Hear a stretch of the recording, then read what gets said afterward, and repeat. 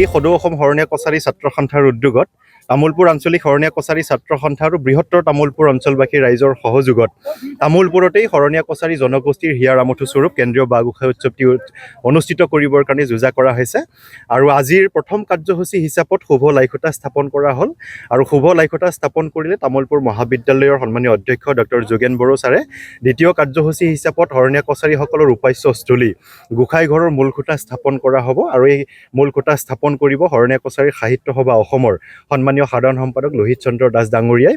শৰণীয়া কছাৰী জনগোষ্ঠীৰ কেন্দ্ৰীয় বাঁহ গোঁসাই উৎসৱ প্ৰত্যেক বছৰেই 6 বহাগ তাৰিখটোত আমি কেন্দ্ৰীয়ভাৱে উদযাপন কৰি আহিছোঁ। আৰু 6 তাৰিখৰ লগত সম্পৃক্ত কৰাই দুদিনীয়া বৰ্ণাঢ্য আৰু বিস্তৃত কাৰ্যসূচীৰে এই উৎসৱভাগী উদযাপন কৰি অহা হৈছে।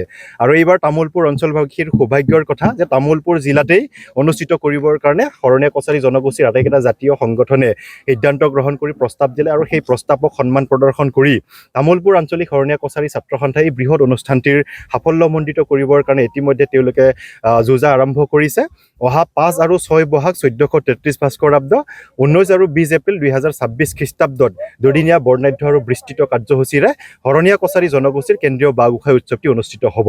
আৰু এই উৎসৱত আপোনালোকে সকলোৱে জানে যে যদিও বা এই উৎসৱক শৰণীয়া কছাৰী জনগোষ্ঠীৰ কেন্দ্ৰীয় জাতীয় উৎসৱ বুলি মানে স্বীকৃতি প্ৰদান কৰা হৈছে, ইয়াৰ উপৰিও কেৱল মাত্ৰ শৰণীয়া কছাৰী জনগোষ্ঠীৰ উৎসৱ হৈ থকা নাই যেন আমি অনুভৱ কৰিছোঁ। কাৰণ প্ৰত্যেক বছৰেই শৰণীয়া কছাৰী জনগোষ্ঠীৰ হাজাৰ হাজাৰ জনসাধাৰণৰ সমান্তৰালভাৱে BTC অঞ্চলৰ বিভিন্ন জিলা বা সামগ্ৰিকভাৱে গোটেই অসমৰ পৰা বিভিন্ন জিলাৰ পৰা আহি ইয়াত হাজাৰ হাজাৰ মানুহৰ সমাগম ঘটে।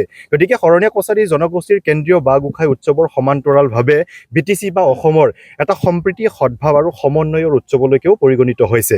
গতিকে শৰণীয়া কছাৰী জনগোষ্ঠীৰ এই কেন্দ্ৰীয় বাঁহ গোঁসাই উৎসৱে অসমৰ সকলো জাতিৰ জনগোষ্ঠী ভাষা ধৰ্মাৱলম্বী সকলো মানুহলৈকে এটা স্পষ্ট বাৰ্তা প্ৰেৰণ কৰিবৰ কাৰণে সক্ষম হৈছে যে এই উৎসৱটিয়ে সমন্বয় সম্প্ৰীতি আৰু সদ্ভাৱ আমি সিঁচি দিবৰ কাৰণে সক্ষম হৈছোঁ। ইতিমধ্যে কেন্দ্ৰীয় বাঁহ গোঁসাই উৎসৱ উদযাপনৰ অভ্যৰ্থনা সমিতিৰ মূল সমিতিৰ পৰা 17খনকৈ উপসমিতিত এই অঞ্চলত বসবাস কৰা বিভিন্ন জাতি জনগোষ্ঠী ভাষা ধৰ্মাৱলম্বী সকলো স্তৰৰ জনসাধাৰণক সম্পৃক্ত কৰাই সমন্বয়ৰ মাজেদি উৎসৱটি অনুষ্ঠিত কৰিবৰ কাৰণে আমি আগবাঢ়িছোঁ। গতিকে এই দুয়োটা দিনৰ বিস্তৃত বৰ্ণাঢ্য কাৰ্যসূচীত প্ৰায় 50,000 মানুহৰ সমাগম হ'ব বুলি আমি আশা ৰাখিছোঁ। আৰু এই 50,000 মানুহক আপ্যায়নৰ পৰা আৰম্ভ কৰি ইয়াৰ মানে ফিল্ডখনৰ চৌপাশৰ সৌন্দৰ্য বৰ্ধনৰ পৰা আৰম্ভ কৰি সকলোবিলাক আটম টুকাৰি আৰু জাক জমকতাৰে আমি অনুষ্ঠিত কৰিবৰ কাৰণে বা সজাবৰ কাৰণে ইতিমধ্যে সকলো চাপ সমিতি আৰু মূল সমিতিক দায়িত্ব অৰ্পণ কৰিছোঁ।